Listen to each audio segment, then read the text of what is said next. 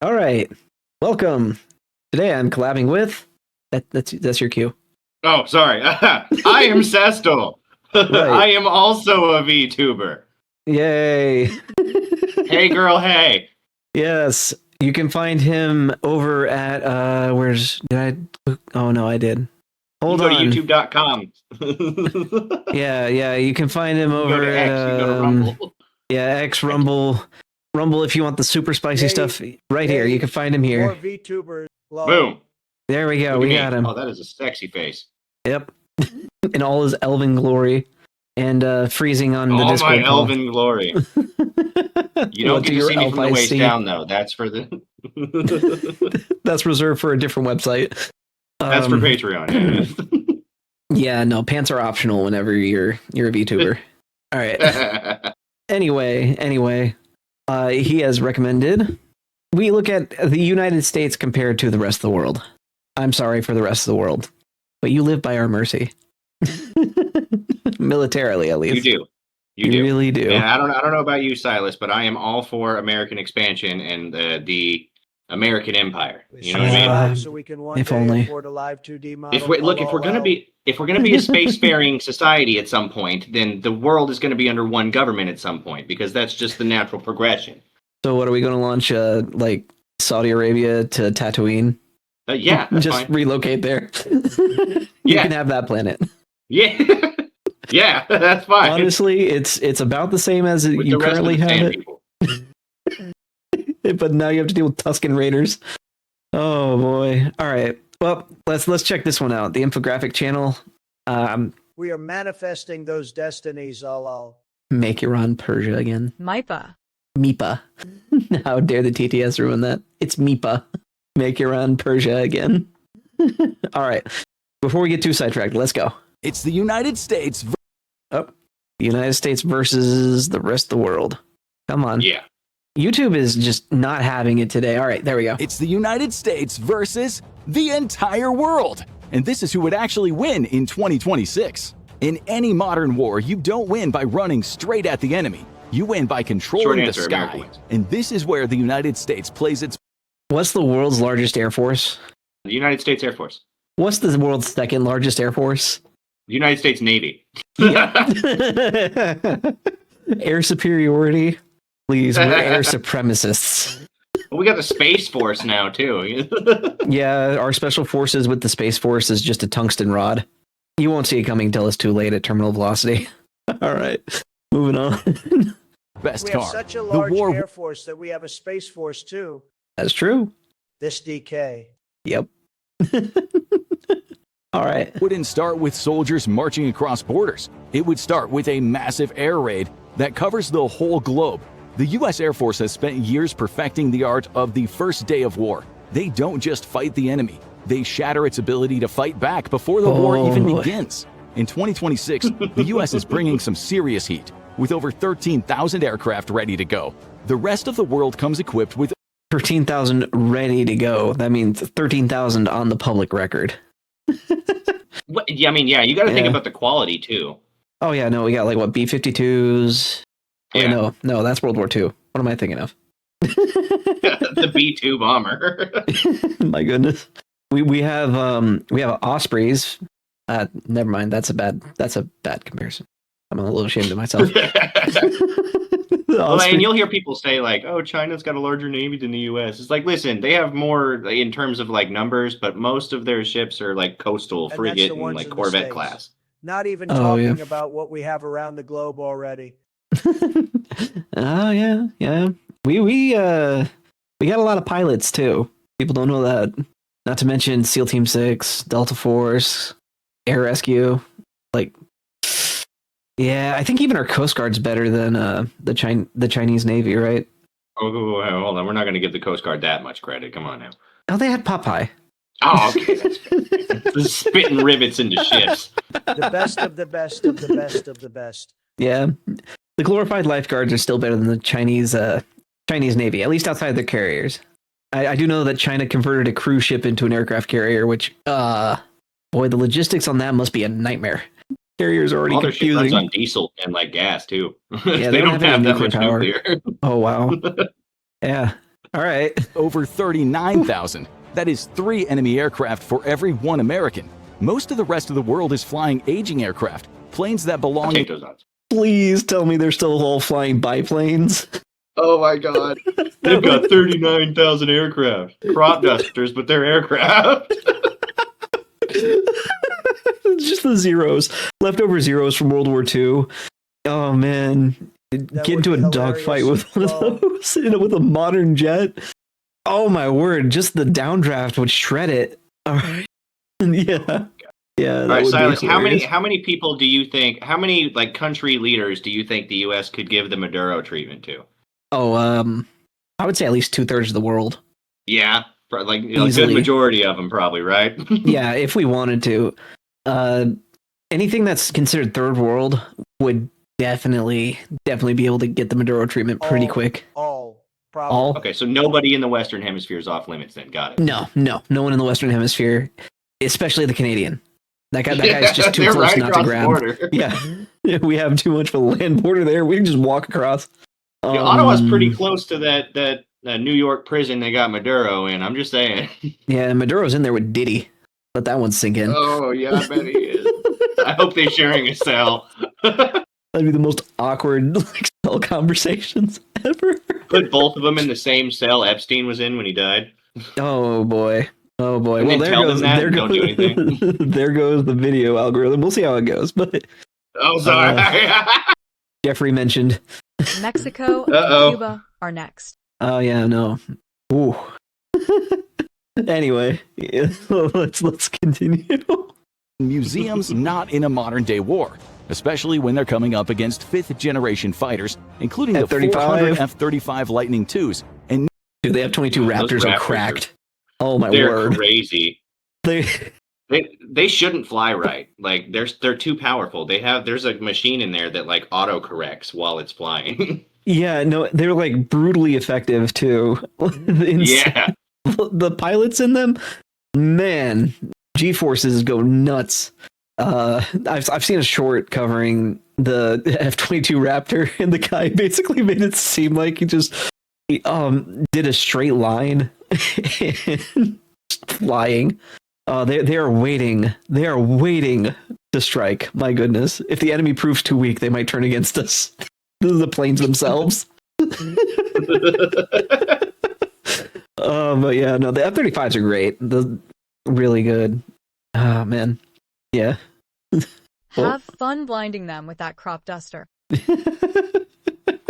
the fact that they have a straight up needle precision with their targets, LOL. Oh yeah, and they have the AI integration to help predict the bullet arc and everything too. Yeah, no, these things are crazy. Absolutely insane. We had this saying in the Air Force called warheads on if you forehead. Can catch them. Yeah, we had that one too in the Navy. It's because we could literally drop one on anyone's forehead with that much accuracy. we just gotta pull the ship close enough to be in range, and we just fire tomahawks. That's how that went. Some warlord in Somalia. When I was on deployment, we hit some warlord in Somalia. There was nothing left. Just woke up one day, I heard tomahawks flying off the deck, and I was like, "Oh, guess we're doing that today." That's happening today. Yeah. Rolls back over. YouTuber vets for the win. Yeah, I don't know if Clunky's still here. That includes it, or if Clunky's still here, that includes him too. I hope he is. We gotta get that threesome on. You know, I mean, that third person. Well, Skip's not a vet. I think Skip knows vets, though. He knows me, so. Fine, he can watch from the closet. All right, Skip, you've been... Never mind. Keep it safe for YouTube. Moving on. Nearly 200 F-22 Raptors. They are snipers in the sky, spotting enemy aircraft from miles away, firing and turning for... Oh, you know, Raptors can... For no reason. Raptors can take out ICBMs if they need to. That's how crazy they are. Mm-hmm. They will outrun an ICBM, hypersonic or not. Like that's how nuts they are. Anyway, for home before the enemy even sees a dot on the radar. But stealth alone isn't the real advantage. The real edge is integration. U.S. forces are able to fight on a single shared Starlink, network. Aircraft, ships, drones, win. tanks, and infantry all exchange data in real time. A sensor in the air can cue a strike from the sea. A drone can pass a target directly to artillery hundreds of miles away. Oh man, yeah, you want to talk about real artillery? U.S. Navy has some of the most heavy ordnance that I think anything outside of like nuclear would be, right? As far as conventional warfare goes, the Navy can drop a lot of tonnage of absolute pain. That's one of the best things about the Navy, actually. You just turn the guns inland and open fire. Oh, yeah. As soon as they drop a target spot, they say, "All right, hit here." Okie dokie. One of my favorite naval war stories is the USS Missouri laying siege to the beaches in Japan for like 3 days before they finally surrendered. Modern warfare is scary. Yeah. I mean, it's scary if you're not America. Let's be honest. If you bring the fight to America, like now you have to deal with an armed populace. You'll get past California. Yeah, you'll get probably partway through Nevada, but you hit Arizona. Oh boy, every grain of sand has a firearm hidden beneath it. Dude, the U.S. is a geopolitical fortress. Like it really is. All because the Constitution you might be able like to take a beach. You'll never go inland. Not very far. Like let's say you hit the East Coast, right? Oh man, what states would actually be the hardest for them to even get past? Well, the East Coast is probably one of the most heavily fortified coasts that we have in terms of military bases, though, like naval-wise, just because of all the cities and our capital being over there. You got Norfolk. It would be easier for them to go to California. Yeah, but you still have Naval Base San Diego there, and right. The dry docks up in Washington, and not to mention there's a detachment in Alaska. Keep an eye on Russia. So that's true. And let's not even mention the submarines we have hidden everywhere from Denmark. Oh yeah. Wait, what? Oh yeah, you didn't know about those? Oh, yeah. I didn't even hear you. What'd you say? I'm sorry. They have to invade via immigration and poison the minds of the people before they could ever do anything. This is true. Never vote Democrat. All right, moving on. Yeah, all right. Submarines are hidden. That's what I was saying earlier. Oh yes, there's some nuclear ones. All right, let's go. Means the United States doesn't fight as separate branches. It fights as one complete system. And that is something most of the world can't do. Coalition forces rely on incompatible radio, software, and command structures. In peacetime, that's manageable, but in combat, it's a deadly problem. The F-35 is the best example of this. It isn't just a fighter, it is a flying sensor and electronic warfare platform. It can detect threats, jam enemy radars, and pass targeting data to ships, missiles, and other aircraft. The F-35 doesn't even have to fire a shot. The rest of the military can do it. But the F-35's real value is what it does for everything around it. Friendly units become more lethal simply by being connected to it. That kind of force multiplication is hard to counter, especially for militaries that still fight as separate parts instead of a unified whole. Is this accurate? Like if the British military deployed, right? Their Air Force wouldn't communicate with their Navy, and their Navy wouldn't communicate with their Army? I don't know. I mean, I would imagine that they do to some degree, but I know that their logistical chain is not nearly to the same standards as the U.S. one is. The U.S. one? Okay. As someone who has been inside the U.S. logistical chain from the Navy end, it doesn't seem perfect. I feel like we take the U.S. for granted. We do, probably, but oh man. So from the Navy perspective, if we have to order parts, we better have broken the part before we order it. No, that's fair. Like what we would do is if our air compressor was not putting out the the output we needed for like whatever maintenance we were doing in the engine room, right? The goal was to make sure that we had a reason to replace it, right? But if it's still technically functional, that means it doesn't need replacing. So okay, but let's say it does need replaced. You can get that extra part then. Yeah. But sometimes the best thing to do is completely sabotage the equipment as a whole to get an entirely new one. Okay, you're not supposed to say that live though. I'm just saying. That's fair. That's you got the 214. You're good. Yeah, I'm out. I'm. The AF has. I'm civilian rank. Fuck you, General. Oh yeah, no. The Air Force boneyard is just pure brilliance in terms of logistics. But the fact is that that's just the U.S. reusing its initial investments. I don't think any other country has enough decommissioned planes to have a boneyard. Like we've probably decommissioned more planes than some countries have ever had. You know what I mean? Yeah. No one does war like the U.S. Let's be honest. If you give the United States military an end goal, we will absolutely get there the most efficient and effective way possible. As long as the ROE aren't just completely retarded, as we've seen with like Afghanistan. Rules of engagement tend to Can we also really ruin some stuff. decommission planes? Now that Trump's in We charge, can. though, I feel like, Set the water listen, the heater rules on of fire engagement to are get a win. new Okay, one. do what you got to do. Dude, if the rules of engagement are win, I mean that's how we end up with Marines throwing bacon into terrorist graves. That's fair. It's a psychological warfare. Oh man, that was so effective. And then it got called out as like some sort of hate crime or something. I was like, oh, come on. Dude, I read a story that during the Cold War, America would drop like extra large size condoms on Russian like civilian populations to make them think that everybody in America were just like super big. I have no idea how true that story is, but I read that story a long time ago and I went, that's awesome. Strike hard. No mercy, sir. Oh yeah. War crimes are just silly pranks. Yeah, it feels like it sometimes, that's for sure. Ask the It's Canadians. never a war crime the first time. Yeah, the Canadians pretty much coined that one. My goodness. They have added so many new entries into the Geneva Convention alone. Oh, There's a man. whole checklist. Oh yeah, no. If they had our military capabilities, Canada would probably have ruled the world by now. Let's be honest. With how their guys act. Oh man. There's a reason we don't let them have a military anymore. Yeah. They're America's hat for a reason. Man, Canadian rednecks are some of my favorite people, but They want to become part of the U.S. Yep, and that's a topic for another day. Anyway. Yes, it is. Moving We've both on. probably done many videos about that. I have not done a single video on it, but then again, I have done multiple videos about Canada. Oh boy, if I did, now that Trudeau's gone, it's harder for me because Trudeau is such an easy punching bag. We're the first and only people to use nukes twice. In active war, yes, but testing, we're not. So, anywho, moving on.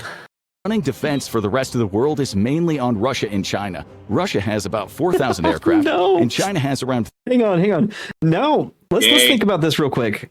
If Iran falls, how much oil do China and Russia lose if Iran goes down? Now that Venezuela's out of the picture. So, as far as I know, China gets oil from Russia, Iran, and Venezuela. The fact that we have an embargo on Venezuela and Iran is collapsing means that China is losing like 70% of its oil. Youch. Okay. Yeah, well, my headcanon is that they're going to be forced to invade Russia, particularly in this eastern part where all their the main oil fields are. Yeah. Where all the oil fields are, right? Because China already refines it for them. To some degree anyway. So they're going to have to invade that part of Russia to save their own economy. They're not going to have a choice. Yeah, because they're really stalled in the nuclear sector, right? Like they're going to have mass power outages if they don't. China's screwed.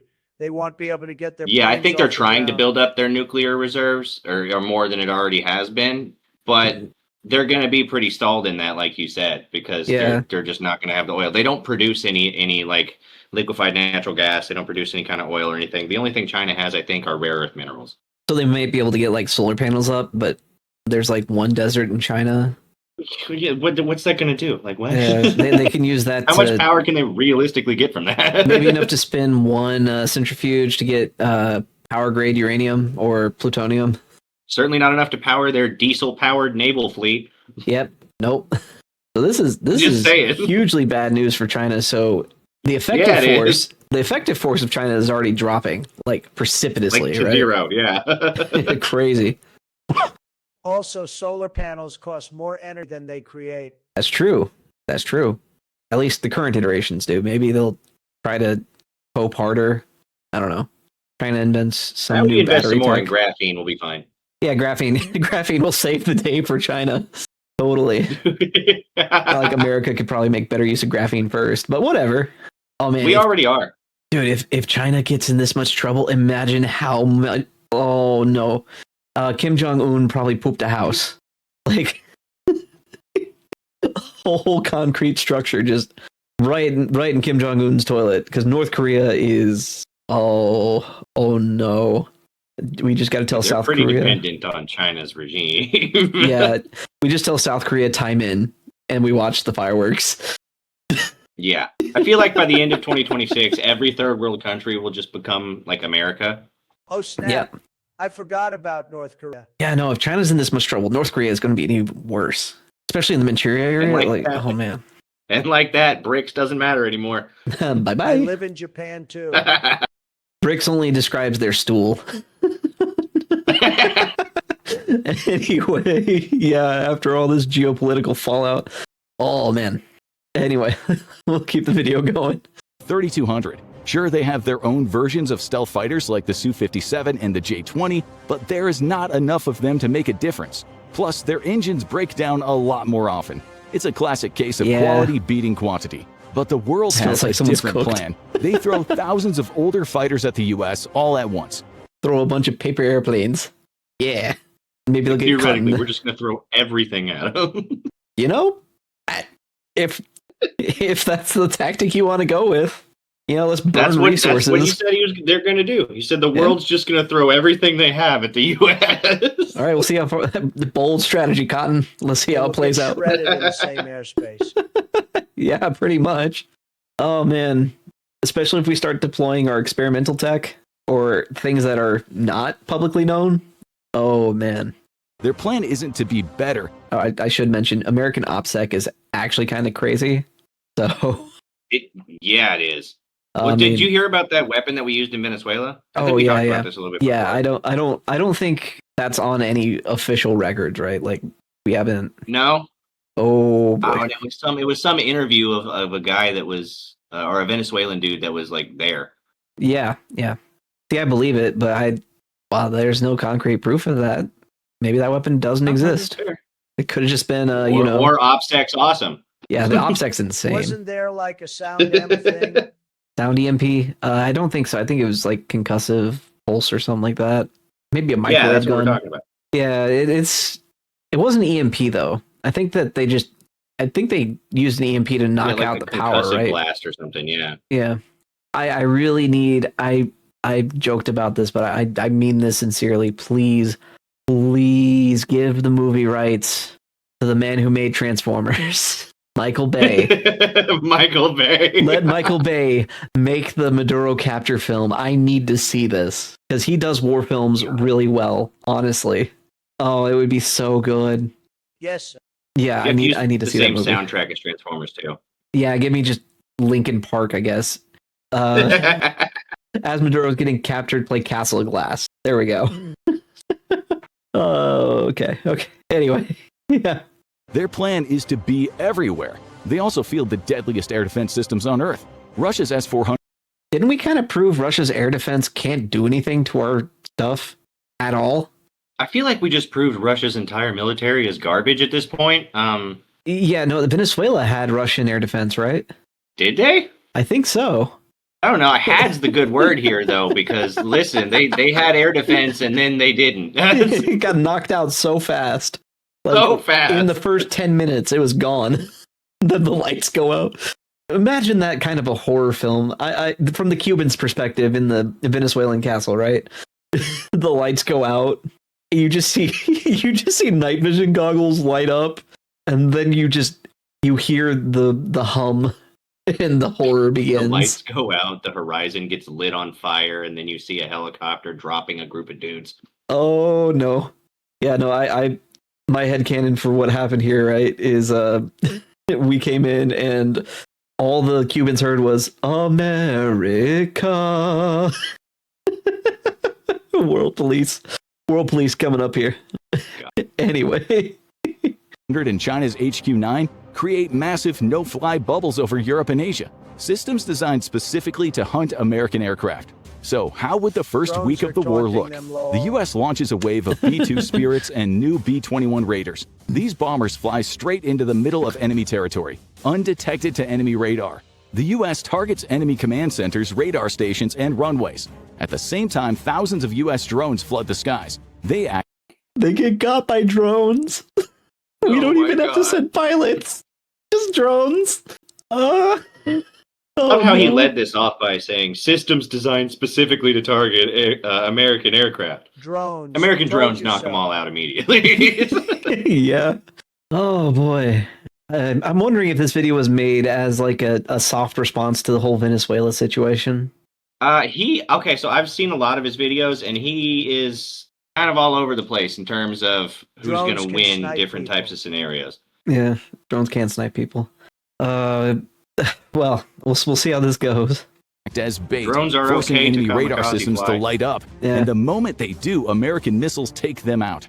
The world Wow. fights back hard, though. The skies over Europe and the Pacific turn into a chaotic mess. Despite having better training, the American pilots are outnumbered. For every enemy plane they shoot There's down, 3, 2 more right? tickets place. In Yeah. the first few weeks, the U.S. 3 to manages 1. to destroy roughly 20 to 30% of the world's air forces. A devastating blow, but it's not without losses. The S-400 systems managed to track and hit American jets, costing the U.S. between 200 and 300 aircraft. By the end of the first phase, 200 and 300 of our 13,000 versus 20% of the world's aircraft amount. My I like guy, these odds. I think we just evened it out a bit. Oh man, because all we have to do is take out 4 for every 1 and we win. That's the trade rate we need. And it sounds like you're giving us way better odds. Just saying. Oh man, that's funny. That is funny. the United States controls the skies, but only in specific theaters, the oceans and the Americas. Yeah, that Deep sounds over Russia and China. disproportionate, lol. We control all the oceans and the Americas. Okay, cool. It is pretty disproportionate. Russia and China, I I mean, guess. you gotta think, Go ahead. in open ocean, I mean, the U.S. Navy just kind of reigns supreme, right? Like, Oh yeah, yeah. No, by tonnage, the and then, U.S. Navy is the biggest navy. and then in our hemisphere, we're undisputedly like we're the only power in the Western Hemisphere, realistically. Like this. Yeah, yeah. Brazil likes to pretend. Canada does too. But let's be honest. I mean, yeah, we're just being honest. Yeah, militarily. Who is Brazil? Who is Canada? Who? Yeah, who? That frozen bit between the U.S. and Greenland. Yeah. Yeah. Trying to think. Who else would even stand a chance? I guess. I could see Israel. Well, China before we cut off their oil. Yeah, I could see Israel doing okay, but the numbers game there is where they lose, right? Because let's just yeah. training wise, I think the Israelis are kind of cracked. Honestly, their special forces are They- nuts. Like, Well, they live in a state of constant war. Like, yeah, it's like they live in a grind zone, so they're gaining EXP like crazy. legitimately. But the number they would be jumped the into numbers. deep end and went, I'm going to set it up here. Yeah, the numbers game would be what loses it for them. But they would probably stand the best chance if we equalized, right? Like 1-1, I think. I'm trying to think because the Australian guys were Like pretty their good. special forces versus ours, or what? Well, if we put like Israeli special forces up against Delta Force, that might be a masterclass in battlefield strategy right there. One squad of Delta Force Probably. versus one squad of any Israeli special force. Oh man, I think it would. The only Israeli force I know is the IDF. The IDF. Well, the IDF has a special forces branch. They're really good. Like a standard Marine unit struggles with them, but Delta Force probably wouldn't. Anyway, I was just saying They still have mandatory conscription, though, don't they? they do. That's just kind of what happens. Anyway, that was something I was thinking about. I was like, I mean, the U.S. has mandatory conscription too, but like we call it selective service, and it's only for dudes. You're welcome, women. Yeah. We used to tie the vote to that. What happened with that? I wonder. Oh, this thing called the 19th Amendment, right before everything started getting fucked. Yeah. That needs to go. Feminine empathy has screwed this nation. It really has. Hundreds of millions are fighting against 9 million. Yeah. Yep. The tech difference, I think, is what's winning it for Israel, though. Out of the workforce, too. Oh, boy, the AI voice. Oh, man, the TTS is not liking that. Also, get women out of the workforce, lol. Oh, I just said it. It took it a second. It had to decide whether or not it wanted to. Honestly, pay would go up if we did that. Just saying. All right. Let's go before we We get called misogynist or whatever the new buzzword is. China airspace remains contested. And as U.S. air dominance settles in, the fight shifts to below the surface. The U.S. Navy is not just a navy, it is a floating fortress that can move anywhere in the world. The fleet includes 11 supercarriers, massive ships like... One of those supercarriers has a railgun. The George H.W. Just Bush. one? You can tell us. It's okay. One that we show off. The George H.W. Bush. The most recent carrier that I'm aware of. We might have built another one since then, but oh man, that thing is a monster. Like, I wish I had gotten on that one. Oh, it was so cool. Like a super high tech carrier. But yeah, no. So the railgun. We when I was taking engineering courses. Transformers. Oh yeah, no, railguns are crazy and they're real, and that's what's the scariest part about it. They are real. Okay. Yeah, no, it's real. They use an electromagnetic pulse to launch just like a massive. I can't remember what the material was, but it basically starts melting mid-flight. It's that it's crazy. Like a rod, right? Basically, yeah. It's not a rod from God, but it is a rod, and it will impale. So, buildings. Jeez. Anyway. Let's take them out of politics first. I still want to have spending money to spoil hubby and the little man and family. Fair enough. I feel like there's a stream delay. Anyway, let's continue before I get too sidetracked in glazing the Navy. Old habits. The Gerald R. Ford and the Nimitz class. One single U.S. carrier group has more air power than most countries' entire air forces, and the U.S. has 11 of them. The rest of the world has about 10 to 12 combined, depending on how you count light and helicopter carriers. Most of them are smaller, old... Okay, hang on. Light and helicopter carriers, that would be our amphibious attack vessels. LHDs, LSDs. No, I just type slow as you... Yeah. LHDs, LSDs. These are landing oriented usually, and they're usually helicopters, Ospreys, and Harriers will be carried on them. If we count those in addition to our carriers, we outnumber the world quite heavily. Count that towards our aircraft? Well, our air superiority. The thing is, Harriers are significantly slower than the F-35s, and Blackhawks are Blackhawks. They're always good. I don't think anyone's going to complain about getting a Blackhawk as support. What else? Ospreys. Are they still grounded? I don't know if you would know that. Oh, I have no idea. Yeah, they were having major technical issues, and we lost how many pilots to them? Cutting edge tech replaced the air fortress. Oh well. But yeah, once they fix whatever's wrong with the Ospreys, I'm sure they'll be fine.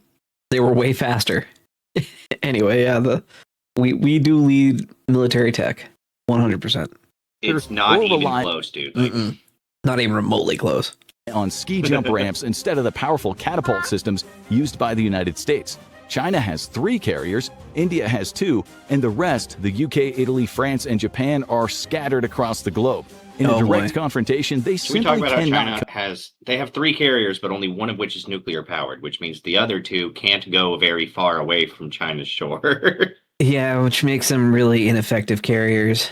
Correct. But they can reach Taiwan, which is that's all they care about, honestly. It's right there. I mean, yeah. So they don't need it to go far. They just need it to go. I'm fine with not at all protecting Taiwan, whatsoever. I understand we get rare earth minerals from them, but if we take Greenland, we don't need it anymore. I think it's a geopolitical play to keep it. There's strategic purposes to do it, mostly contesting China's dominance. There's Japan right there, though. Yeah, Japan also wants to protect Taiwan. That's another thing. It's just the contested area. It's kind of a linchpin. That's why I would say defend it. Like Guam. Yeah. Who wants Guam? Apparently America. We took it. It's ours now. It's a spot. It's hot. It's humid. No one's happy there. It's Guam. Anyone that's been stationed in Guam hated it, from what I've heard. I don't know. Do you know anyone stationed at Guam? I don't know if the Air Force has a presence there. They do. Yeah, there's an air base in Guam. Oh man, but I don't know anybody that went there. Everybody that I know, they went over to Korea and then they got their base of preference to back home to where they lived, or Hawaii. Dude, the Hawaii bases are crazy comfortable. compared to other ones. If I could have gotten stationed at Pearl Harbor, I would have. But I got San Diego. Oh yeah, Pearl Harbor these days. We learned our lesson. We'll put it like that. It's a nice base, really nice base. If you're ever in Hawaii and you have base access, definitely go check out Pearl Harbor. Right. What were we talking about? Oh yeah, carriers. China has one converted cruise ship, one conventional diesel carrier, and then one nuclear. Right. Yeah, their brand new one is, I believe, is nuclear. Okay, but it's it's the only one that's comparable to the U.S. carrier. So is it like a Nimitz class? You thinking? Yeah, probably. I don't remember. What that's the older one. Well, it's hang on. It's some Chinese name. Yeah, I mean, if it's comparable to Nimitz, that means that they're about three decades behind. Okay. Oh wow. Yeah, the Nimitz class is. It's the only one they have that's not like gasoline or diesel powered. All right. Yeah, I think Japan's got probably the closer to American quality, but I think they bought it from us. I think a lot of the countries that have carriers bought it from us, aren't we? That happens a lot, doesn't it? OPSEC. That's how we got that far ahead. Who are we selling like 600 Raptors to? Oh, all kinds of countries. They'll be buying our arms and armor for the rest of history, but we also downgrade it. Ours are way more advanced. Yeah. We're not going to sell our enemy, like, our allies are allies, fine, yeah, but we're not going to give them our most advanced tech. You know, what if they aren't our allies tomorrow? That's true. That's the logic you have to operate. The way that on. I see it, we have our advanced tech, which is top secret, and the government and like the general public doesn't know about it. And then we have our next most advanced tech, which is what the world thinks is our most advanced tech, and then we sell our third most advanced stuff. Honestly, whenever we sell M4s, we're actually just selling them a bunch of AR-15 civilian grade. Right? Might as well. Oh yeah, it's the same platform. Yeah, that's fine. What is Change it? out the handguard, cut the barrel a little bit. Oh no, we just sell it chambered for 9mm. Oh, yeah. We keep our 30-06. Oh man, that would be great. Oh my word. You're right. Let's keep going. Compete. We were getting and the sidetracked. world knows this. They are not going to sail out to the middle of the Pacific and fight the U.S. Navy fairly. China and Russia focuses on keeping the U.S. away from their coasts. Yeah. They fill the water near their shores with mines, submarines, and thousands of anti-ship missiles. The biggest threat to the U.S. Navy isn't another ship. It is a missile. China fields hypersonic missiles, often called carrier killers. They travel so fast that defeating them is extremely difficult. But not impossible. I also forgot to mention that if China's launching those missiles, they had better get back underwater fast, because our destroyers will get them or one of our subs will get them. Like, we've got two types of subs: attack and boom. I heard about something while I was still in that the Navy has. It's like a small remote controlled thing that skirts across the top of the water. It's called a Sea Witch. Do you know anything about that? I've heard of them. I've never seen one used though. Oh, okay. So it's like a remote controlled little robot that skips across the top of the water like one of those bugs. And it's got like machine guns and explosives attached to it. Yeah, it'll. Well, I think we made that to counter the riverboat pirates. Oh yeah, it will get got quickly. So any Chinese submarine that pops out of the water, fires hypersonic missiles at American carriers, is getting got so fast. Like, our destroyers will probably torpedo it, and if we have any of our own subs in the area, we're gonna probably take care of the rest of them. Because oh man, if they're not doing scatter formation with their submarines, they're going to be in major trouble. Dude, naval tactics are crazy. This dress blues working on. Why would you be wearing your dress blue? Sorry. Let's continue before I get sidetracked. A single successful hit on an aircraft carrier would be catastrophic, putting thousands of sailors at risk. The U.S. Navy moves to blockade the world, positioning destroyers at ocean choke points. Global trade grinds to a halt. No oil for China, no food for Europe. The strategy is simple. Whoa. Starve the world until it breaks. Wait, do we just win by attrition? Yep, bleed them dry. Oh, that's like absolute brutality. Dude, the U.S. is the only country in the world that's not completely dependent on outside resources. That's true. We could facilitate the production of pretty much anything. The issue really does come down to how fast we can get it up and running. Oh man, if we go like full Imperium of Man mode, where we're prioritizing production over any form of comfort, we could do it easily. Wow, that's simple yet effective. Yeah, that's a valid military strategy too. It's actually one of the oldest, I think. When you talk about prolonged siege during medieval times, attrition was how a lot of those were won or lost. But yeah, it's classical, but we're also scaling this up to worldwide. America wins the world war of attrition. This would be like 50, 60, not 50, 60, maybe like 10, 20-year war. It would just be us telling them we can make the hurting stop when you submit. Oh, I don't think it'll take that long. You don't think so? No, well, so they're blocking off not only food, they're blocking off natural gas and yeah. like oil and stuff like that too. So they're not going to have access to any kind of energy. They're not going to have access to outside resources like food. They're not going to have access to fertilizer from places like Russia or Ukraine, probably. The logistical starve is going to be nuts. Yeah, dude. Yeah, their populations will starve to death in months. And already with the low birth rates across a lot of these countries too. Yeah. Oh yeah. No, this is like that's a cascade effect right there. My goodness, I didn't even think about that. It is so bad for everyone that is not the United States. Yeah. So basically, don't piss off the US, I guess. So far, that's been the moral of the lesson. The moral of the story. Don't piss off the United States and buy Raytheon stocks. And buy Raytheon stocks. Listen, I'm not a financial advisor at all. Do not take my word for this. I am a retard on the internet. But invest in the American economy right now. Buy into the military-industrial complex. It always pays dividends. All kidding aside, yeah, that's the U.S. for you, man. The amount of money we put into the military. This advantage becomes decisive over time. Modern wars aren't won by who strikes the hardest on day one. They become wars of attrition, contests of who can keep moving, feeding, and fueling forces after months of fighting. This is where the U.S. military is strong. American forces can move supplies across the globe at scale. They operate hundreds of aerial refueling aircraft that allow planes to stay airborne for longer. I have a buddy that Once does that shipping lanes collapse and fuel ships. Dude, that's so cool. Yeah, it's first of all, it's apparently pretty difficult to actually get it in there so there's a small little tube that comes out of the refueling one, comes out of the one that's going to get refueled, and then there's they mate like a hose with a cone on the end of it that comes out of the refueling plane, and you have to like guide that thing enough that it attaches to mid-flight. Airplane mating. Yep, this is the airplane mating ritual. That's exactly what it is. Exactly. It's a transfer of fluids. Oh yeah, yeah. It's really cool. If you ever see like footage of it. Self-sufficiency just doesn't exist outside the States in the modern day. Wow. Nope. It kind of barely exists in the US because of our current regulation stack, but that's just about it. If it wasn't for regulation, we would be fine. We could be self-sufficient. The TTS is having a moment because everyone's using it. Let it catch up.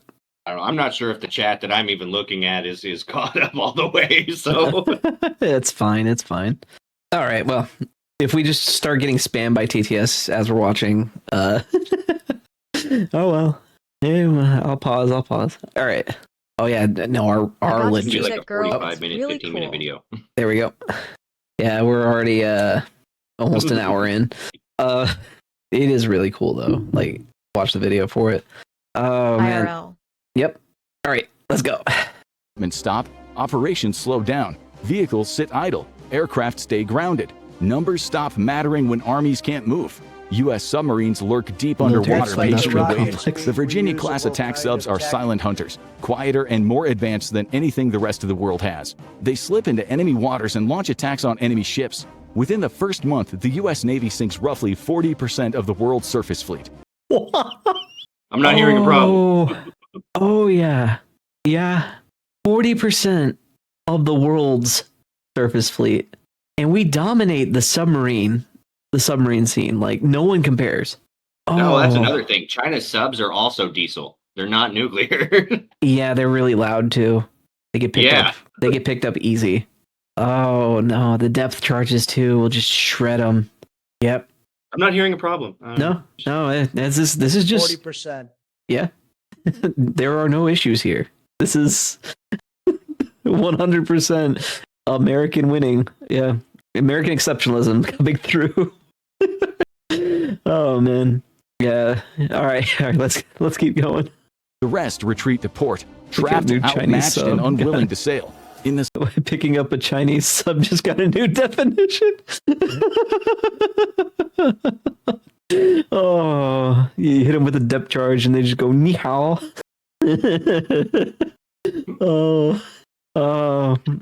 We'll just call them honeypots every time we hit one. Okay. Moving on. South China Sea, a U.S. carrier group gets ambushed. A swarm of Chinese drones and submarines overwhelms the defenses. Torpedoes strike the ships, missiles rain down, 2 or 3 U.S. supercarriers sink. It's a devastating blow to American morale. Despite those losses, the U.S. Navy holds the line. The blockade works, the world's economy starts to crash. Industrial capacity matters just as much as manpower. While much of the world can produce equipment quickly, advanced military systems are far harder to replace. Stealth aircraft, precision weapons, and modern sensors require specialized factories, materials, and skilled labor. The United States has deep reserves of both resources and industrial infrastructure inside North America. Other nations depend on imported oil, metals, and components. Once maritime trade collapses, factories slow down or shut entirely. Over time, one side keeps replacing losses, the other can't. I mean, I want to think about this scenario real quick. Can you imagine the American unemployment rate if the scenario was real? No, we're all employed. Oh yeah, no, it drops to zero. Jobs everywhere. Money comes flowing in. Foils pay for it all. Every factory now creates tanks. Oh man, yeah. You know what the worst part about this is for the world? I don't think we would even have to invoke selective service to make this We work. get rich quick. I really don't think so either. I think we could do this without the draft, and that should be terrifying to the world. If we had to do a draft, it would only be maybe 1 or 2 rounds to finish out this war of attrition. War is good for the economy, Senator Armstrong. Oh man, I really need to play Metal Gear Rising: Revengeance on this channel. But we're not advocating for war. We're just engaging with the hypothetical, just so everyone knows. It would be I voluntary. would much prefer That's the U.S. nuts. buy the rest of the world. I'm fine with that. We probably could over time. But that's also their decision. I mean, hey, if they want to sell themselves to Days us, Vault Brothers. look, I'm just saying, if other countries want to be America's hoes, who are we to stop Global them? OnlyFans. yeah. They buy our what is it? Tier 1 sub. Oh man, if you buy our Tier 3, that gives you special access. It lets you slide into our DMs. Anyway, let's keep going. The U.S. rules the deep ocean, but coastal waters remain a death trap, filled with mines. Casualties are high. The U.S. loses 20 to 30 big ships. The world loses over 150. But the U.S. effectively turns the rest of the world into an island, cutting them off from each other. With their navies rusting at the bottom of the ocean, the world has only one option left. After months of bombing and blockades, the world decides they have to invade. They need to take the fight to America, but it is a logistical nightmare. The United States is huge. Here, Deserts, right? mountains, Iran, swamps, China, and forests. Russia. It has more than 348 million people, many of them armed. And while this scenario focuses on the military, the presence of an armed population makes any invasion difficult. It hasn't, like, there was a general, I can't remember which one, who said invading America is a nightmare scenario for pretty much any country that would do it, right? So there was a Japanese general that said There there's are more guns a than gun people. behind every blade of grass. Yeah, more guns than people, true.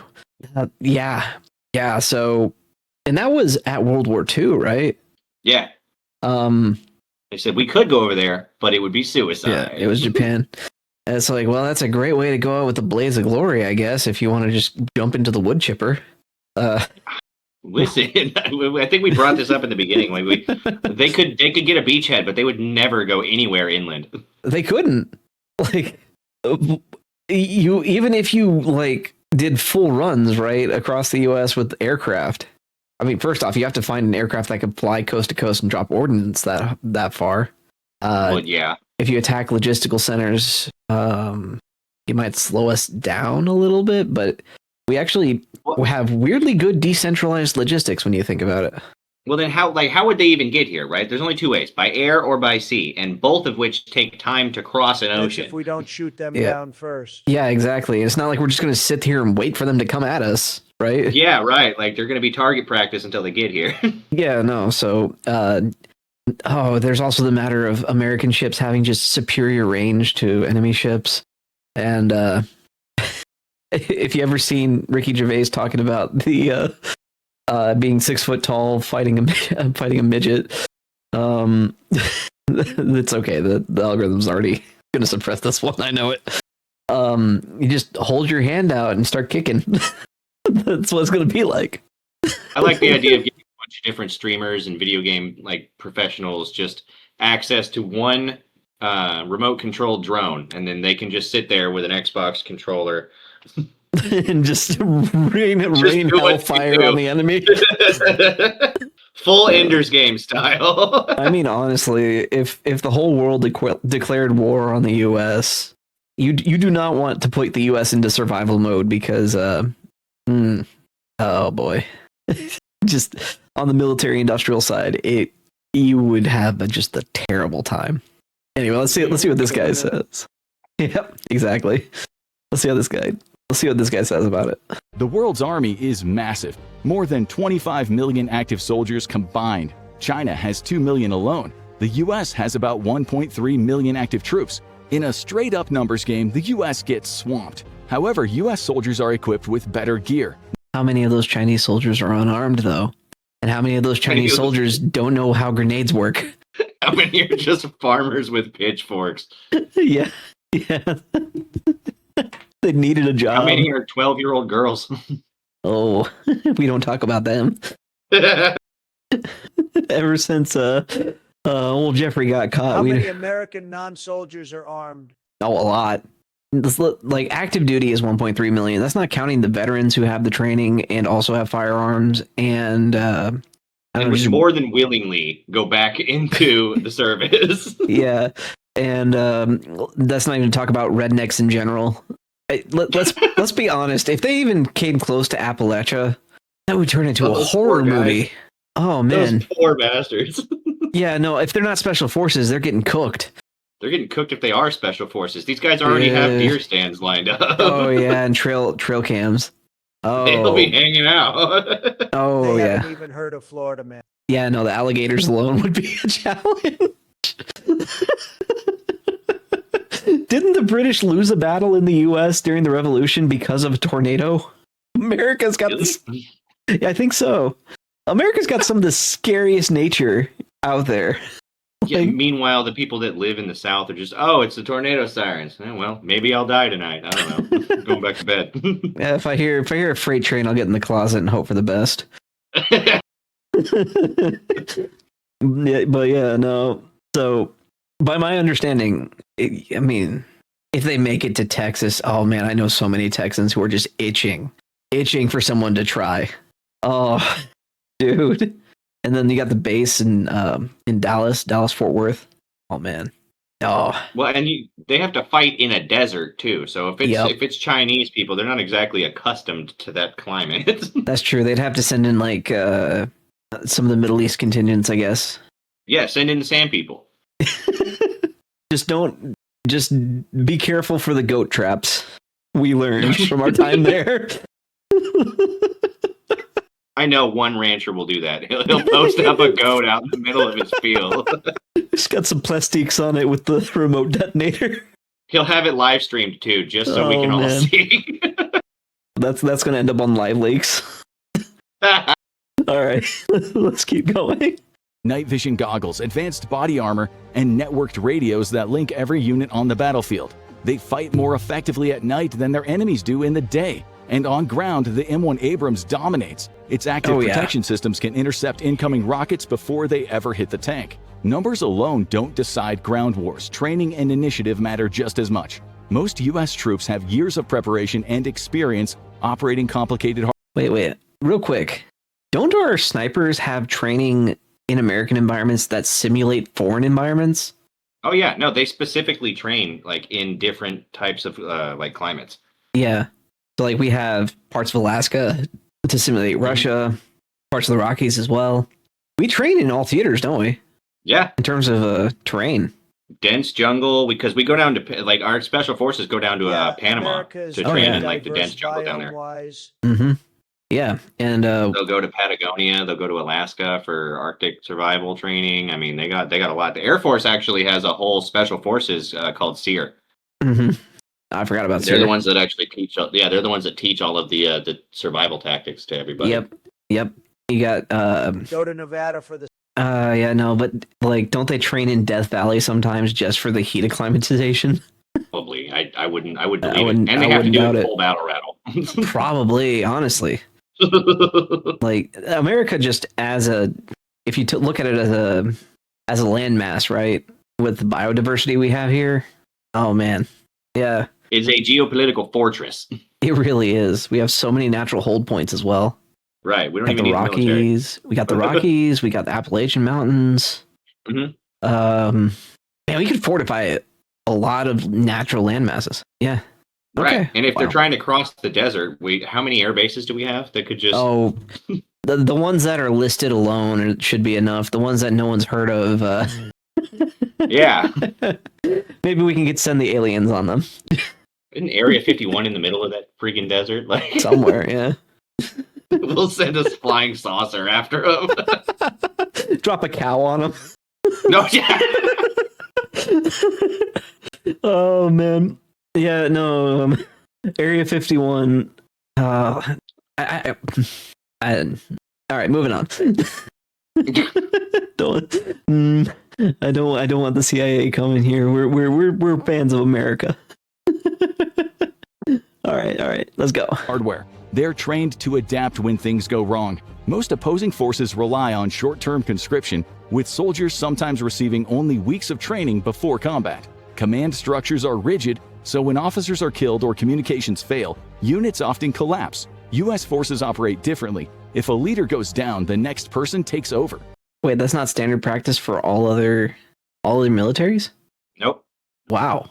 The One reason person is in aliens charge. haven't invaded yet is because they're scared shitless by the American military alone. The military industrial complex has repelled alien invaders just by being that goated. You tell that to Atlas 31A or whatever we have coming toward us right now. We'll find a way.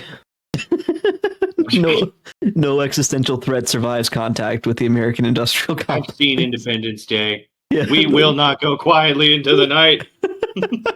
Yeah. Oh man, but so they don't do any leadership training for I imagine there's some sort of chain of command. I mean, okay, so there are times where like the senior private takes command, right? Right. Like these things happen. It's tragic, but it happens. You still understand the basics, even at the lowest rank, of how to get your guys out alive. Some of it's like trust your gut, call for help, and make sure you hunker down in a place where we can come get you. That's my understanding. Well, and the thing is, because I've heard a lot of stories from people that are overseas that are incredibly happy to hear that the American military is there to save them. Yeah. I think the fact that we've acted as the global police for such a long time, these other nations' militaries have kind of gotten fat and lazy, if you know what I mean. Maybe that was our secret plan the whole time, to take over the world. Breed complacency in our breed complacency in all other forces. Yeah. Unfortunately, our general population has become retarded over that time, so we have to deal with that too. But we're working on it. That's Yuri Bezmenov told us about it. And we kind of know what the issue is, so we can fix it. It's Cold War holdover nonsense. That's all it is. Deprogram the communism out of people. All they have to do is see how stupid they are. You get made fun of, like the nerds they are. Anyway. Correct. And that is a big reason why you and I are doing this, right? Because we want to change the culture in this country. That's the hope, but honestly, with our size currently, if you like this stuff, please. Fair enough. Definitely subscribe to Silas. Subscribe to both of us. It'll help us out. And give Kirsa some company on the right wing, I guess. And Nux, too. They seem kind of lonely up there at the top. They could use some company. They're lonely at the top, yeah. Let us in! I just want to be invited to the brunch. That's all, you know. Yeah, I want to have some mojitos and Bloody Marys. Yeah. I'll pay for the plate. I'm good with it. yeah. No, just let me sit at the table. All right. Enough clout chasing. One picture. Enough clout chasing. Let's go. I want money. Yes. Let the greed speak. Capitalism must reign. All right. Thank you, Trump. We all want money. In chaotic battles, that keeps formations fighting while less adaptable forces freeze. The world attempts to invade on two fronts, through Mexico in the south and Canada in the north. Massive arms. Do not look like a soldier if you're coming through Mexico. Just sneak through the border and hope a Democrat's in office. That's all you got to do.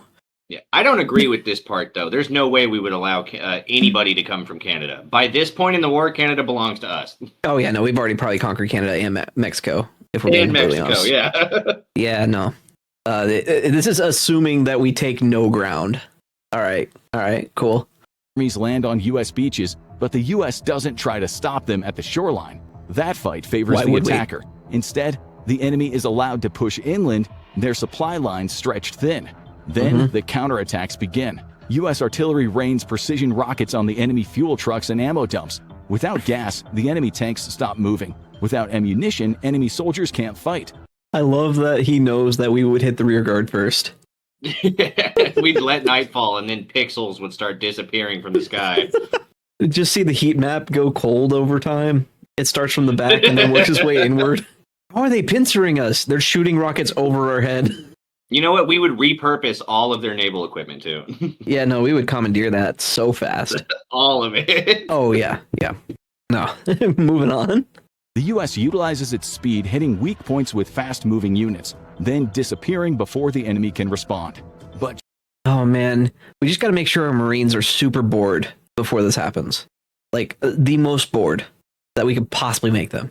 Deprive them of all entertainment. And then, once our Marines are at their maximum boredom, we point at the enemy and say, have fun. Get him. That would do it. Point at him and say, use your imagination. Oh, man, they would have a blast. We kid, but I mean, there is Hulk, smash. Yeah, exactly. Anyone that's been in the military. Puny God. Anyone that's been in the service knows for a fact, though, there's nothing more dangerous than a bored Marine. Like, oh, it's funny. It's a joke. It's really, I'm just memeing on the Marines because I was Navy. I love you guys, but come on, you got to give me that one. What is it? Marine stands for my ass rides in naval equipment, sir. Yeah, exactly. They make a mess, but hey, they fight on the ground, so we don't have to. I get to stay on my boat. All right, let's continue. Sheer numbers begin to tell. World forces rack up massive losses, pushing forward in waves, relying on bodies where logistics fail. The battle for the U.S. homeland. The good old Russian strategy. Yeah. America becomes just the kill box. Let's be honest. That's exactly what would happen. We would bottleneck Death Valley would become Death Valley. Oh, yeah. No, we got too many bottleneck points, and America knows their terrain better than any other country knows theirs from a military standpoint. Let's be honest. The armed forces probably spend more time theorizing about how to defend America than fighting anyone else. So this is like, oh, yeah, we've already thought through this. We've simulated this 1,000 times over. We know what we're doing. One of my favorite things to do was be OPFOR during any kind of training situation. Oh, yeah? I can't tell you how many Humvees I took with a pistol because these idiots just got out and weren't taking it seriously. Oh, but yeah, that's a training scenario. I can see complacency in the field breeding that same thing, though. Oh yeah, man. And I loved taking advantage of it. Yeah, complacency is the enemy of safety, first off, but also the enemy of OPSEC. Yeah, protect the equipment.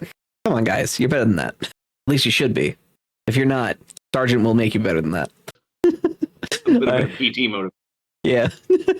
All right. Plans turn cities to ruins. The fighting happens street by street. U.S. drones hover over neighborhoods, sniping enemy combatants. Eventually, the sheer weight of the world's armies begins to push the U.S. California back. already Alaska may be overrun. Oh, yeah, no, Forces may push change into Texas. But taking ground is one thing, holding it is another. American supply lines are short, fought on home territory. On our side.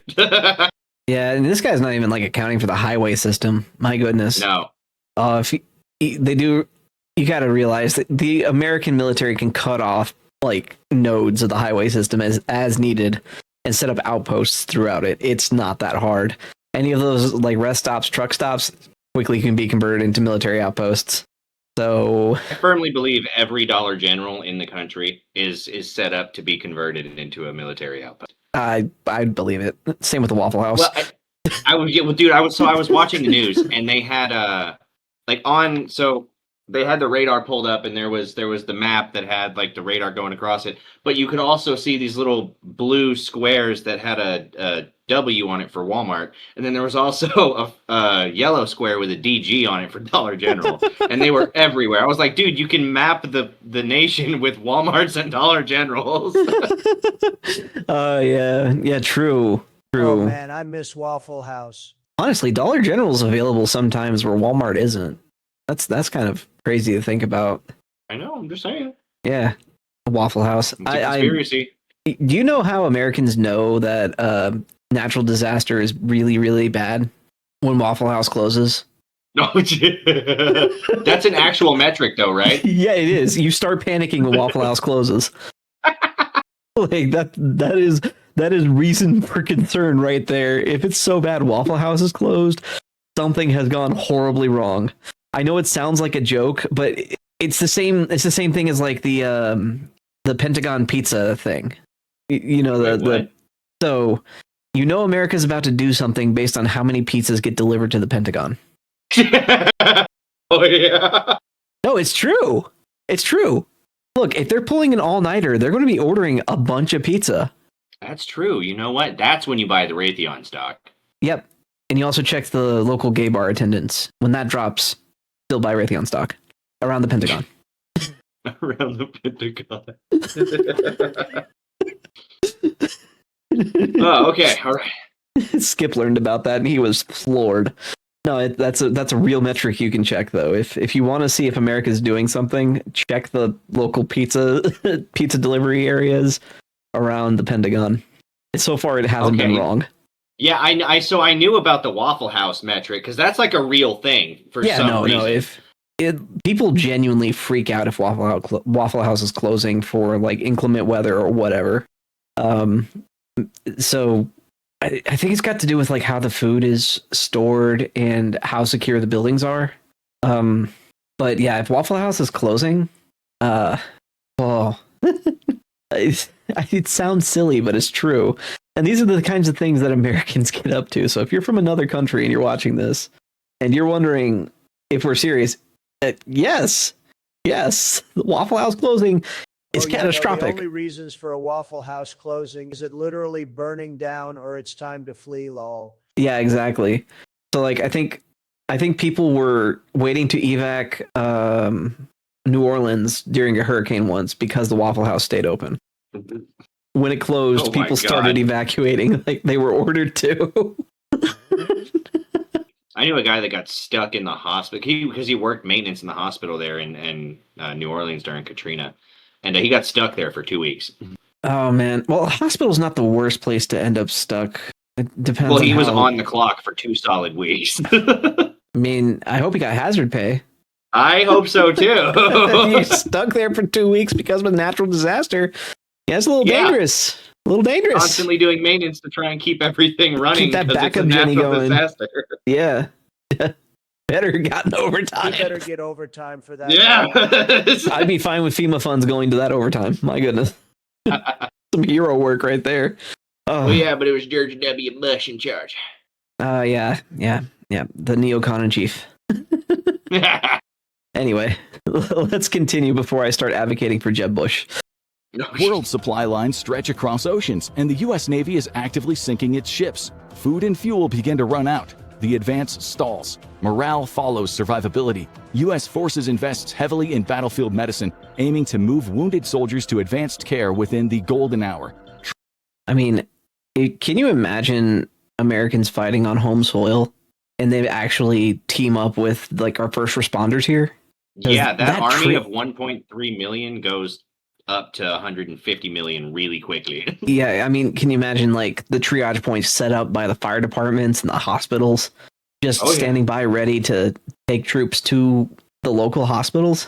Yeah, oh man, that would we're gonna get a lot of mileage out of our soldiers. A lot of us would hang out on Can we make it legal to run down the feminists that will almost certainly be in the middle of the road trying to stop the military? They are allowed to try. If they want to stand in front of an M1 Abrams, I would say let them. Full Tiananmen Square, hell yeah. Look, if they didn't move and we told them to move. I mean, that's fair. Yeah, they didn't tell them to move in Tiananmen. But yeah. Anyway, yeah, a lot of us probably would be hanging out on rocking chairs, rifle in our lap. Keep your rifle by your side. Oh man, people who bought their AR-15. Whistling. Are you kidding me right now? Oh yeah, no, dude. If they made it to Texas, oh man, the Texans would be so happy. Be so happy. Finally, a chance to fight back. Number of people from Texas I know that basically have the attitude of try it. So funny. Anyway, love our Texan brothers. Get smaller hats though. The 10 gallons are kind of goofy. It's a Texan wet dream, low. All right, let's keep going before I offend Texans. No, look, we're glazing them right now. What do you mean offend Texans? What? I'll offend the people from Austin. They're not real people. Okay, those. Oh yeah. Okay. Silas, feminists aren't real. Liberals don't exist. Please. If only. Oh, the world would be so much nicer.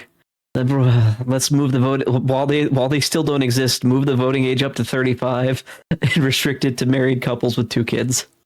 You know what? I'm good with that. Yeah. Have some investment in the future. I don't think age should be a factor, though. I honestly think that in order to vote, you should have some sort of stake in the future of the country.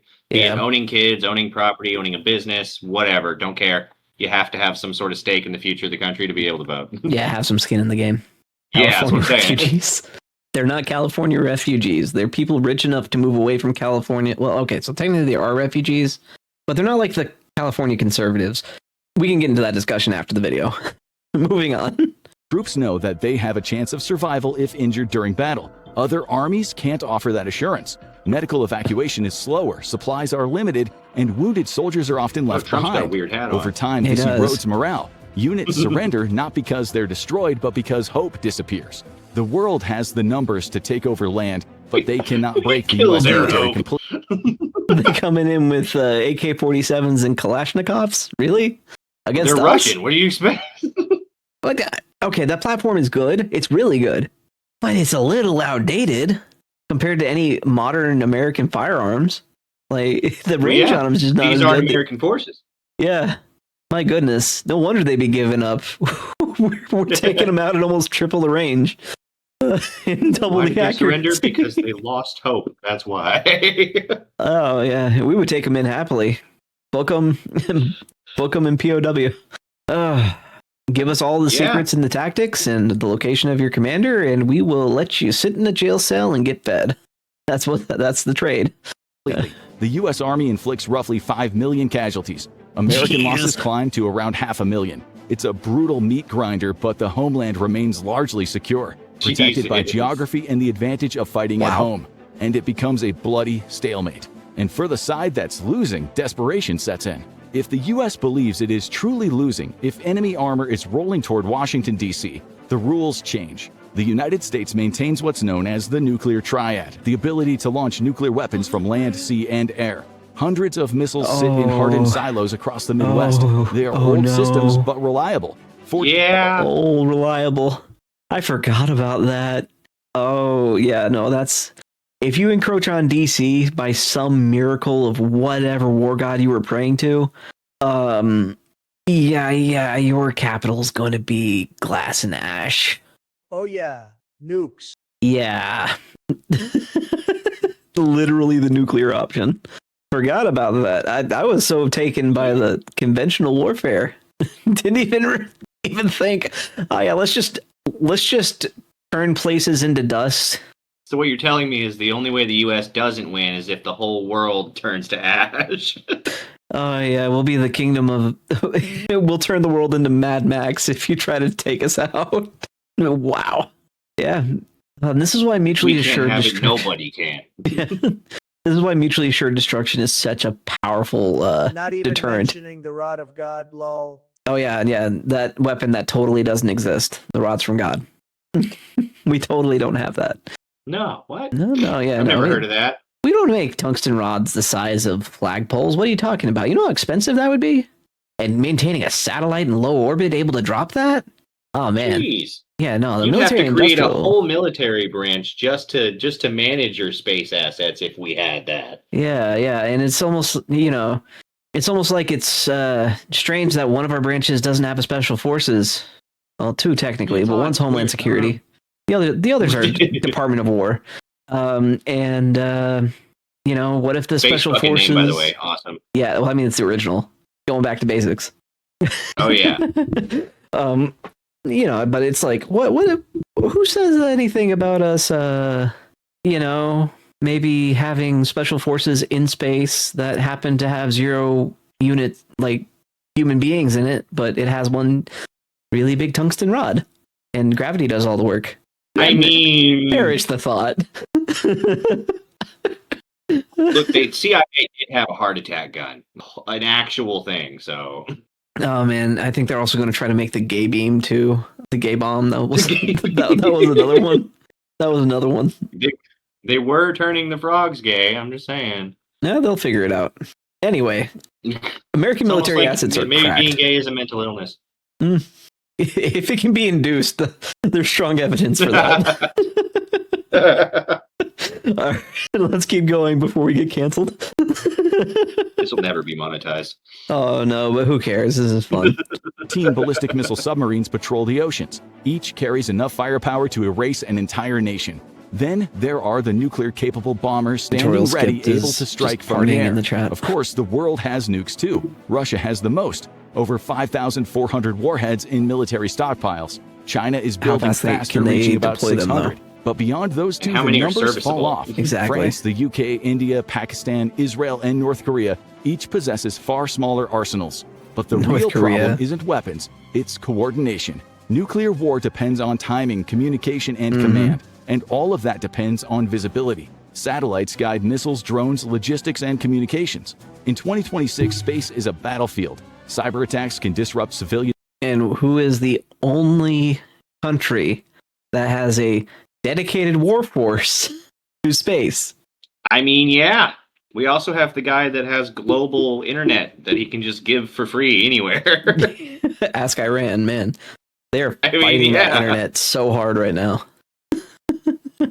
They can, I actually, I don't know if it's come out on my channel yet, but I just did a video about it. Iran has, quote unquote, disappeared, because I don't want to say the K word, disappeared 2,500 people so far, according to the BBC News. According to mainstream.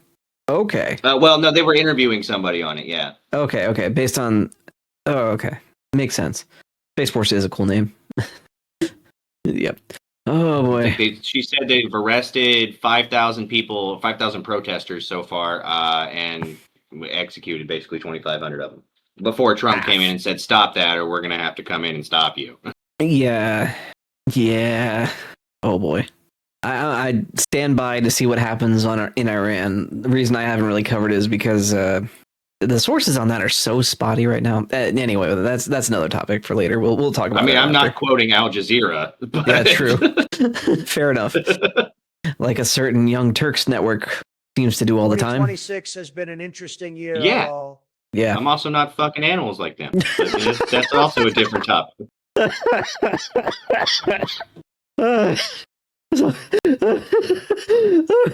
Okay. Let's keep going. In life everywhere. Hassan's whole family is messed up, dude. I know. Hassan got outed as a furry, and now I fear for Kaya's butthole. You better stay away from his uncle. Folk guckers. Yep. Anyway. Are the real target. The U.S. operates on hardened, redundant networks designed to keep functioning even under attack. Forces that lose situational awareness don't just fight worse, they fight blind, and blind armies bleed fast. That matters because hesitation is dangerous. Someone has to fire first. And if those launches aren't synchronized, U.S. missile defenses come into play. Those systems can intercept a limited number of warheads in space. They might stall a small attack, but they can't stop a full-scale Russian strike. The United States This is a big fights reason as a why we single want Greenland, political though, and by the way. Yeah, for more defense deployment. It's a national security asset. Yeah. Like, if we're going to put the Golden Dome up anywhere, Greenland should be probably a keystone point, right? Especially if allies want coverage. Well, so we have anti-air defenses in Alaska specifically to deter like missiles from that part of the world. But having it in Greenland, I think, consider it like Alaska being our top right corner. We need a top left corner. Sorry, we need a top right corner, and that's Greenland. Yeah, and then we can get a bottom center corner, and we can have a triangle, and we put them in Venezuela. Yeah, in support of We Canada. already have Venezuela. I mean, Yeah, might as well. Yeah. Honestly, if we buy Greenland, I'm happy. Or if Denmark just happens to give it to us. You know, if they, look, you can sell it to us, or we can take it. Those are the options. pretty much. And you saw what we did to Maduro. Yeah, I mean, yeah. Listen, you think we couldn't do that to you, Denmark? Let's be real here. Also, doesn't Denmark have a king? Wait, what happened to these no kings guys? Marco Rubio will be the governor of Venezuela and Greenland. Lol. Oh my word. Oh my word. That poor guy. Rubio has been doing a pretty good job, honestly. I was actually kind of surprised that Trump made him a Secretary of State. Got to be honest. I think that was to get a lot of the Cuban votes and Rubio has been based lately. well, yeah, and a lot of the like older Republicans, the people that have been like the Rhino vote. yeah. I don't think Rubio is a rhino though. I don't think he's ever really been that bad. What Rubio's always been the establishment pick, though. Yeah, he's been the establishment pick, but I think it's because I think it's a pushover. Probably doesn't seem to be a pushover. not these days, but I think that the Trump proximity has definitely helped him. When you're backed by strength, you can have a stronger spine. That's fair. Yeah. Honestly, though, I think my favorite person in the current White House has got to be Pete Hegseth. That man. Oh. He does not mince words. He's great. There's Stephen Miller's pretty Stephen good Miller's too. pretty good too, yeah. Just about anybody in the Trump cabinet, like they're gonna go and they're gonna say whatever they want to say, and damn what you think about it. Yeah, exactly. Who's the one that Nux calls the wall? The borders are Tom Homan. Tom Holman. He is Legend. Tattooed on He is him. awesome. Yeah. He's based Like, out. you're gonna separate Pete Hegseth families? says- No, we're gonna deport them all. It's fine. Yeah, that's fine. We'll deport them together. Oh well. Pete Hegseth does have Dave's Volt tattooed on him. That's how you know he's a good guy. God wills it. The American Crusade begins. All right. In the early days of my X account, that's what I decided to do for Halloween last year. Go as Pete Hegseth? No, dress up like a Christian, like a crusader. Oh, yeah. Dude, Knights Templar are based. All right, moving on. Yeah. military entity. The rest of the world fights as a coalition. Coalitions look powerful on paper, but they fracture under sustained pressure. Just like a Different nations NATO. have different priorities and threat levels. That affects trust and coordination. Some partners hesitate while others pull back entirely. The U.S. doesn't face that There he problem. is. It adapts and keeps fighting as one. That's why attempts to limit We the have all the conflict don't cards. You work. have no Let's say the world tries to use a small tactical Say nuke thank you. to destroy a U.S. Army base. The U.S. response would be instant and huge. U.S. submarines launch their missiles, and within minutes, the capitals of every major enemy nation are targeted. But Russia has a We do have those boomer subs. Those things are No, he's in prison. terrifying. Is that supposed to be Maduro? Okay. dead hand system that would automatically launch their missiles at the U.S. China would fire too. The result is mutually assured destruction. There is no winner. The United States may survive slightly longer, mainly because its submarines are the hardest part of the nuclear force to eliminate, guaranteeing retaliation even if the homeland is destroyed. But at this stage, victory no longer matters. Once full-scale nuclear exchange begins, everyone loses. The planet enters nuclear winter and civilization does not survive. So who wins doesn't depend on firepower, it depends on whether the war stays conventional. If nuclear weapons remain in their silos and the war relies on conventional weapons, guns, planes, and ships, the United States wins. But it's a Pyrrhic victory. The cost is so extreme that it barely resembles winning at all. In the air, the US wins because technology beats numbers. At sea, it wins because carriers and submarines dominate global trade. On the ground, the war stalls. Numbers push back, but logistics break the advance. And in a nuclear war, nobody wins. The United States has built a military designed to fight 2 major wars at once, but fighting the entire world would push it past the limit. The US could defend its homeland and cripple the global economy with its navy. It could devastate enemy infrastructure from the air, but it could not conquer the world. There simply aren't enough troops to occupy Europe and Asia. And that's why in a global war, the United States survives, while the rest of the world breaks apart. But if the worst happens, America has options. Check out US World War III I don't plan, agree with how or he click got on this there, video but instead. The correct answer. I mean, nuclear war obviously is a loss for everyone. I don't think anyone would argue that.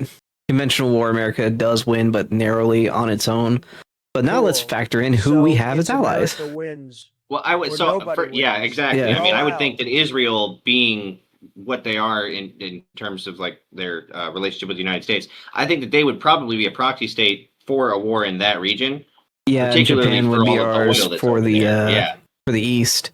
Japan Exactly. would probably be And very happy with that, actually, based on what I would understand. I would argue that I don't think that, and he had the world in attacking America on American soil. I would argue that they wouldn't even have the ability to do that, given that the U.S. has blocked all trade and is basically starving their citizens. Yeah, I mean, that deployment would be brutal on them, just logistically.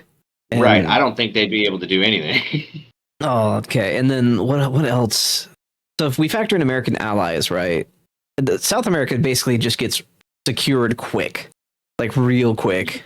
Yeah. This whole hemisphere just belongs to the U.S. Canada gets slapped because, the prime minister's been mouthy lately and he needs to be taught a lesson, back of the hand, obviously, because we're not abusing him. Got to give him some discipline is all. And I want Trump to wear his ring. We tell the cartel that they can take whatever they want from Russia and China. I think they would work with us. Maybe, yeah. They did in World War II. Yeah. Oh, what else? Or no, I don't know if it was World War II. It was one of them. Yeah. What else? Ecuador seems to be doing pretty well. They'd help us out. Probably build some more prisons for us. Coffee from Brazil. We need that. I mean, America is the number one consumer of coffee in the world. I'm the number one consumer. Just period. Oh yeah. No, we buy all the things. We're the only country with disposable income. Oh my goodness. That's only partly true. Yeah, very good video. Lots of fun. Definitely check out the infographic show. Also, please subscribe to both me and your boy Sestill. I took that as my cue this time. Yay, learning. And give AI Trump money. Pay your taxes. Bye-bye.